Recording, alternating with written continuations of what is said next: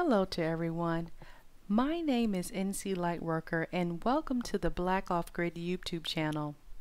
I'm going to be sharing my journey towards a self-reliant lifestyle by building an off-grid homestead. Now mind you, I am not an expert by any means. Therefore, I do not respond to any questions, comments, or emails because as a lightworker, I am only here to present the information. If you haven't done so already, please be sure to post your location in the intro video to this channel because you may be able to link up with like-minded people in your area.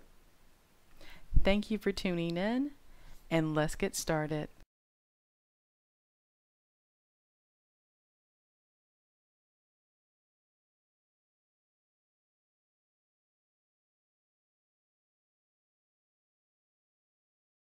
In the video titled, The Homestead Research Guide, What You Need to Know Before Buying Land, I mentioned that building codes and restrictions are directly related to the way your homestead is going to look and function.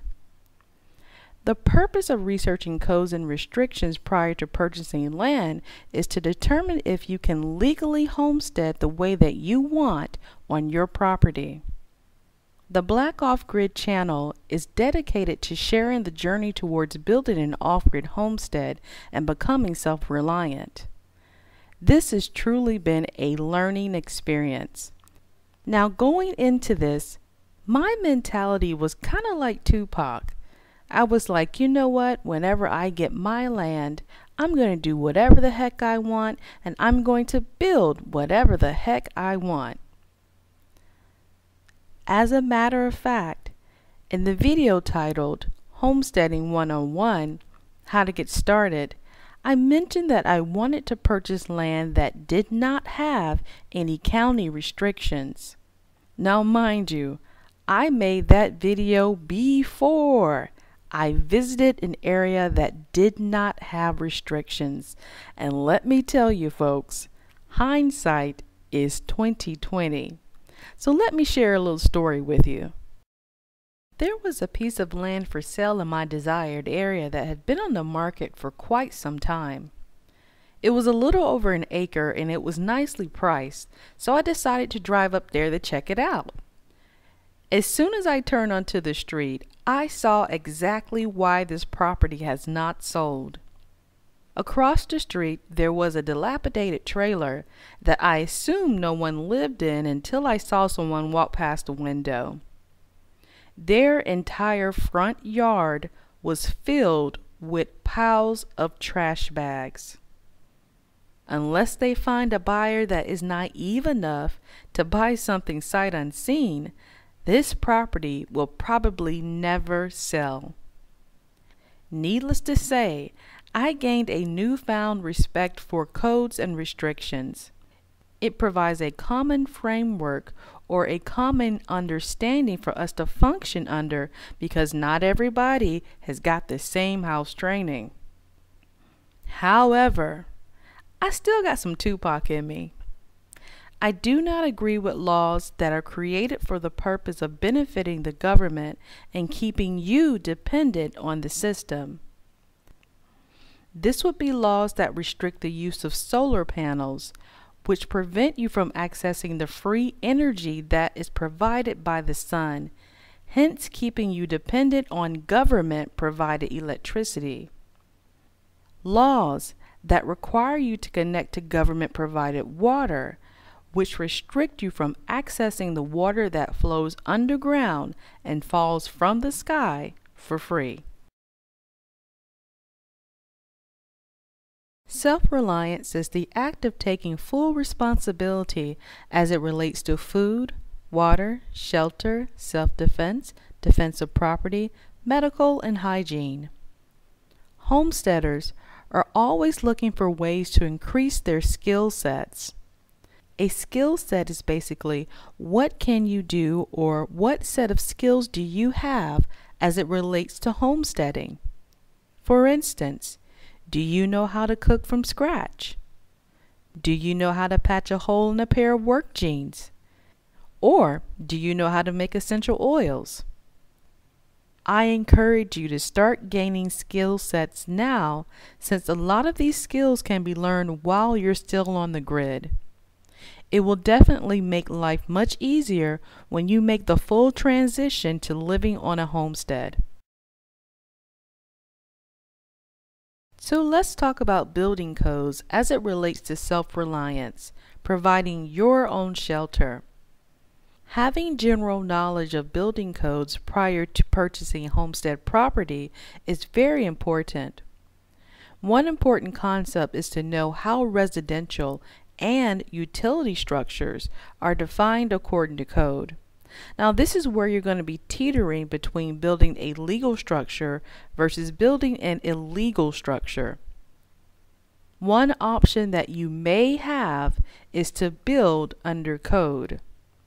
For instance, if the building code defines a residential structure as being 500 square feet or greater, then you may have the option of building something smaller than 500 square feet. However, anything that is built under code may be defined as a utility building, and it will more than likely specify in code that utility buildings cannot be used as a residence. However, you won't know for sure until you do the research.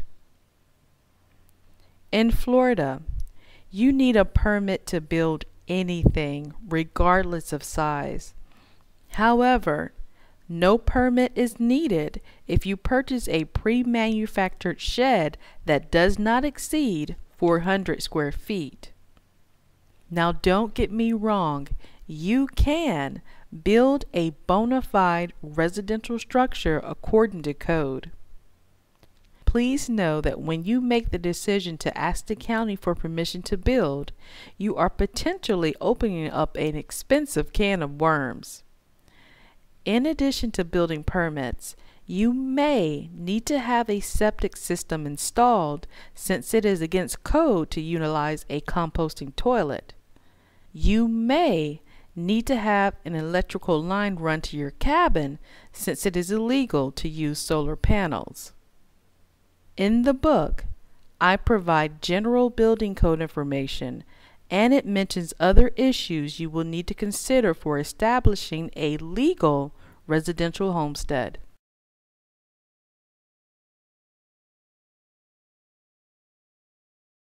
Now, building shelter is not difficult at all.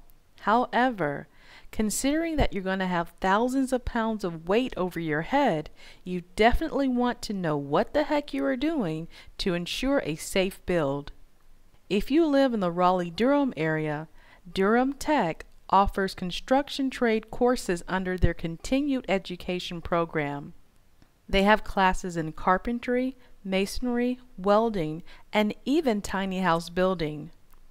These courses are generally held in the evenings and on weekends, which is perfect for working adults.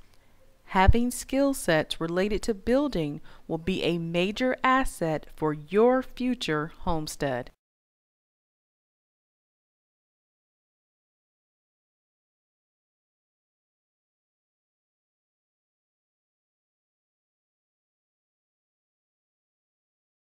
There are many people that live in quote-unquote illegal structures because existing code and restrictions have made it impossible for them to live the way that they desire on their land.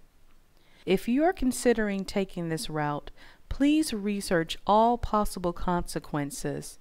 So this could range from a simple penalty or fine, or it could result in your property being seized by the county. My personal viewpoint is, as long as what you are doing is done in a safe and responsible manner and your actions are not affecting anyone, then what you do on your private property is your business. Having solar panels does not affect anyone. However, the stench from piles of garbage and the fact that all the neighborhood raccoons are going grocery shopping in your front yard affects everyone around you. Okay, so let's talk about Homestead Snitches. Now, I've watched enough episodes of The Sopranos to know that that person that rats on you is always the person that's closest to you.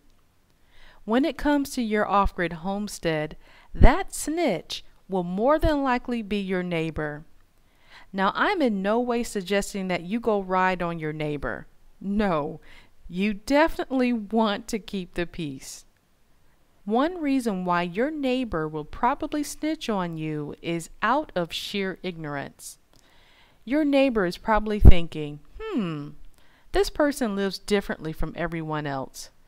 Their lifestyle is probably affecting my property value in some way, so let me go snitch to the county. Another reason could be is that your neighbor does not like the fact that you are just too free. I like to call these people homestead haters. Now I'm your neighbor, and I saw how you built your own home by hand. You have a vegetable garden, and you don't have an electricity bill because you have solar panels. Well, as for me, it's getting more and more expensive to feed my family. The only thing that I grow on my property is Bermuda grass. I work 12 hours a day at a job I hate so I can make my mortgage payments and pay my electricity bill. I'm barely making ends meet. It seems like you have a lot of time on your hands, and whenever I see you, well, you're just so gosh darn happy. I'm feeling kind of salty about this.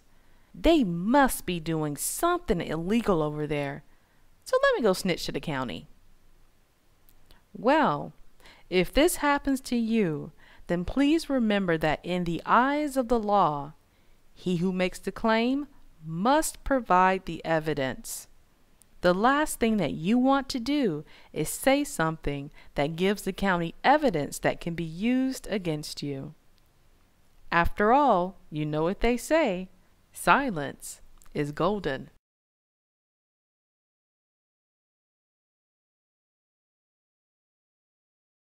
The Homestead Research Guide, What You Need to Know Before Buying Land, is now available to all of my fellow future homesteaders out there.